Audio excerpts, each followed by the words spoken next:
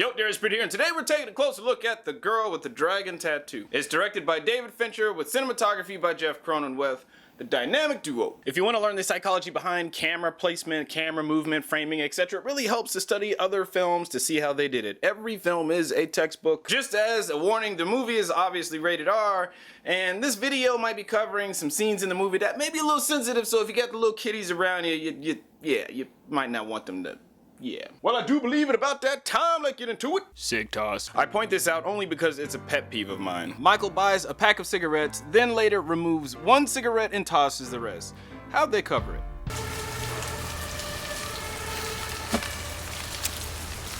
We only cover it in two shots. Michael puts one cigarette to his lips, and we see him toss the rest of the pack. Had this been shot by a beginner, we probably would have gotten an insert or a close-up of Mike pulling one cigarette out of the pack, which would have been overkill. We see him put one to his mouth and toss the rest of the pack. We get it, we don't need to see a close-up, less is more. Glass house. Michael arrives at Martin's house, meets him for the first time. They're gonna have dinner and conversation. This is the first time that we're seeing this place. Martin's the killer. Let's look at how they reveal the house. Should have warned you.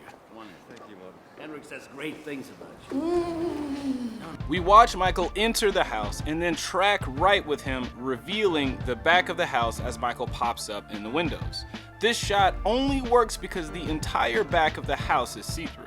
The sole existence of this shot is that reveal, and it works. I definitely personally was not expecting to see like the entire back of the house being made of glass. Abuse. In this scene, Lisbeth endures some sexual abuse at the hands of her caseworker.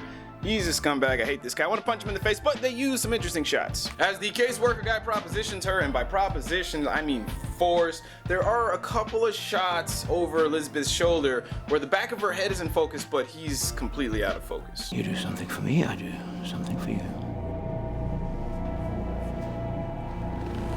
It's almost as if she's zoning him out, trying not to focus on him. Therefore, the camera doesn't focus on him. We can see in the other coverage of her that she's looking off, avoiding eye contact, avoiding looking at him altogether. It's worth noting that the first time we get an actual wide shot of this scene, it's when Lisbeth is forced to fillet this scumbag. Up until this point, we haven't really seen a wide shot in this scene, so they saved this shot for this moment so that you can kind of take a step back and really take in the awfulness of the awfulness. Of course, we've got the overhead, creepy head tilt back shot. We've seen that in quite a few different films, never gets old. The aftermath. When Lisbeth gets home after her meeting with the caseworker, we get this single shot.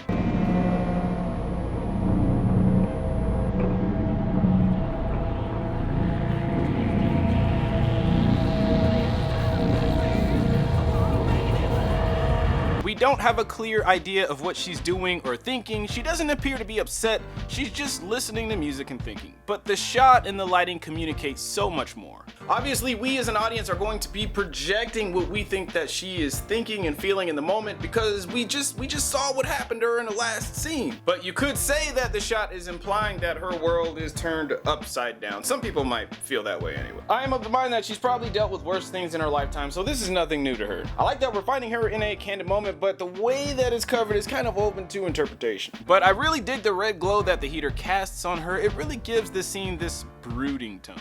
No hope. Lisbeth goes to her caseworker's house to get some money, and of course she gets way more than she was asking for, literally. He takes her to the room at the end of the hall, and when he handcuffs her, we get this shot.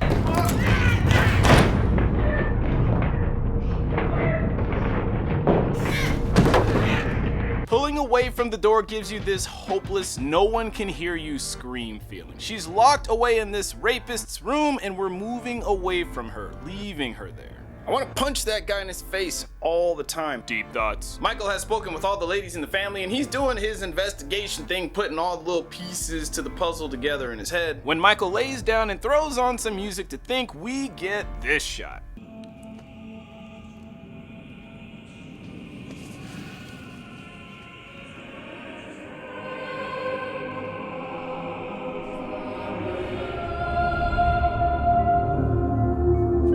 The shot does a couple things for us. At first, it seems like we're kind of jibbing, pushing in on the back of his head, kind of pulling us into this whole meditative moment that he's having, but then at the last minute, the shot becomes a transition instead. So rather than pushing all the way in on his head, we push in on the couch that he's lying on. You got me, you tricky post-rape. Lisbeth's just gotten raped by her caseworker or her case manager guy. When she wakes up on the bed, we're watching her through the doorway. It's almost a voyeur's point of view, reminding us that she's still not safe. Then as she gets her things and leaves, we stay in front of her, getting plenty of FaceTime. We get to see exactly how she's handling it. I'll drive you I home. can get home on my own. Are you sure? The very next shot, same thing. We stay in front of her. It's all about the face. When Lisbeth finally makes it home and hops in the shower, we get this shot. You could say her world is turned sideways. A little disoriented, just like the shot. Kill prep. Martin's got Michael in his dungeon, and before he starts with all the killing business he does what any good bad guy does, and he starts monologuing. The scene goes on way long, and we cut back to see what Lisbeth's up to a couple of times while this long scene is taking place. But what I find interesting is this is yet another example of jumping the eye line to keep the visuals interesting. When Martin wakes up strapped to a harness, they shoot the first part of the conversation from one side of the eye line.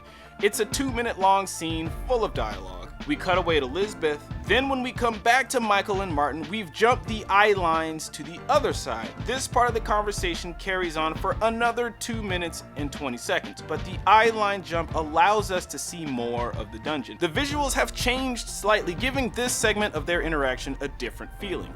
We cut away to Lisbeth once more, and when we come back to Michael and Martin, we've jumped the eye lines again, back to the other side. Martin has a lot of business prepping to kill Michael, so being on this side of the eye lines allows us to take advantage of Z-space as Martin moves toward and away from camera to get his tools. It's another 2-minute and 14-second conversation more or less before Lisbeth enters the scene. So if you think about it, this dungeon scene goes on for about 7 minutes. 7 minutes of talking. Of course, the acting and the dialogue are amazeballs, but jumping the eye line so that we can see different parts of the room and we just keep things fresh, that definitely helped. Intimate. After Lisbeth saves Michael from Martin, we get this cute little intimate scene. We start with a single on Michael as he wakes up. Then as he rolls over, we dolly right, revealing Lisbeth in the bed with him, moving us right into a 2-shot. What makes this shot interesting to me is the reveal of Lisbeth laying right there alongside him. We don't know how long she's been watching him sleep. That's not creepy or anything. We're just gonna go down and put that in the romantic category for now and forget about it. Michael asks Lisbeth about her past for the first time. Safe to say they're breaking new ground in their relationship. I tried to kill my father. Burned him alive. This is the closest we ever get to these two actors in the entire movie. It's clear that they saved these two close-ups for this moment, and it also happens to be the moment that Lisbeth and Michael really connect with one another outside of their work. Well, I do believe that is it. If you're interested in getting feedback on your YouTube videos or short films, I do offer feedback through consulting. I will leave a link in the description section where you can get more info on that. Also, I did a movie breakdown on SICARIO, the story structure of SICARIO. I will also leave a link in the description section to that breakdown. Well, that's all I got for you. If you enjoyed what you saw, please like, subscribe. You can find me on the social medias, Facebook, Instagram, Snapchat, or the Twitter, baby. You can also check out my second YouTube channel, Darius Britt, where I vlog about my adventures on the film festival circuit, my first feature-length film, unsound live casting vlogs, etc., etc. I do believe that's all I got for you suckers. D-Britt out. Booyah!